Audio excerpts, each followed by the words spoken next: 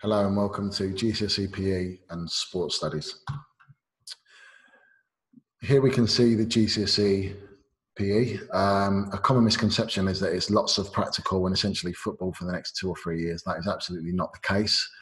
This course is split into 3 parts. There's 60% exam, which there are 2 exams. There's 10% piece of coursework and it's only 30% practical.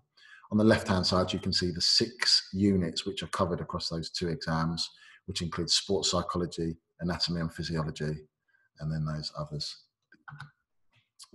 We can see here that the GCSE PE is split into 4 parts. Component 1 and component 2 are exams. And you can see that the first exam is 1 hour 45 minutes, worth 36% of the whole grade.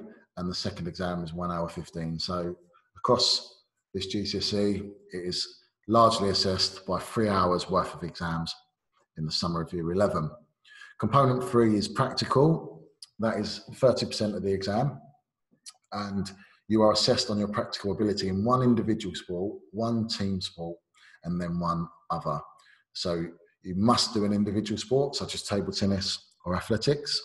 You must do a team sport. Examples are football, basketball, rugby. And then you do 1 any other.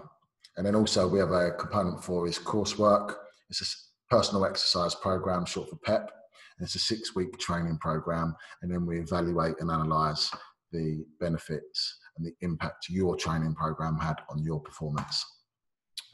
To summarise what makes a good GCSE PE student, well, practically you should be very able. There are a lot of marks, 35 in each sport, and there are 3 of them. So there are a lot of marks available for your practical ability.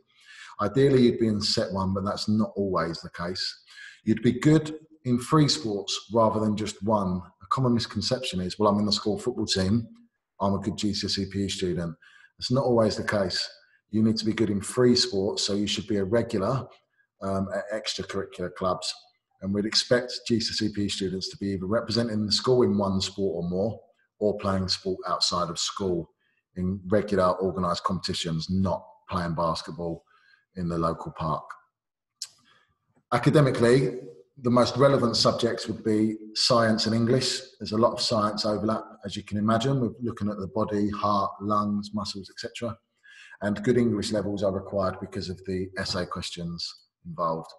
Now we look at the OCR Sports Studies. This is a coursework-based course, and there are 4 units across the 2 years. The 4 units, as you can see, are written on the board there. And number 4 is contemporary issues, which is the exception to the other 3, which are assessed in coursework ways. Unit 4 is a 1-hour exam. So whereas the GCSE was 2 exams, which were 3 hours in total, this is just 1-hour exam.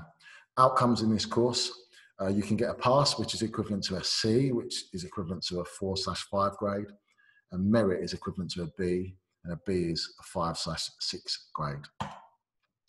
What makes a good sports studies student? Well, you should be organised. There are lots of mini assignments with regular homework, and there are really strict submission dates. This coursework gets sent off termly. So the idea of, oh, I can do it at half term or I can do it next week does not work well with this course, because we have to regularly submit your coursework off to external moderators. So it essentially gets marked by somebody else after your teacher has marked it. We'd expect you to be good at homework. If you're regularly picking up homework points, have been in homework clubs, this course is definitely not for you. You need to be organised and diligent. Interested in sport, you do not necessarily need to be in top set, but you should be interested in sports and take a keen interest in those. We'd expect your attendance to be good, because if you missed a whole week, that really puts pressure on that week's worth of work that you've missed, plus the following week where you've got more assignments. So having regular days off really does mean that this work snowballs. It really builds up and can become quite unmanageable if your attendance is poor. And you should be proactive. The ability to work independently is very important.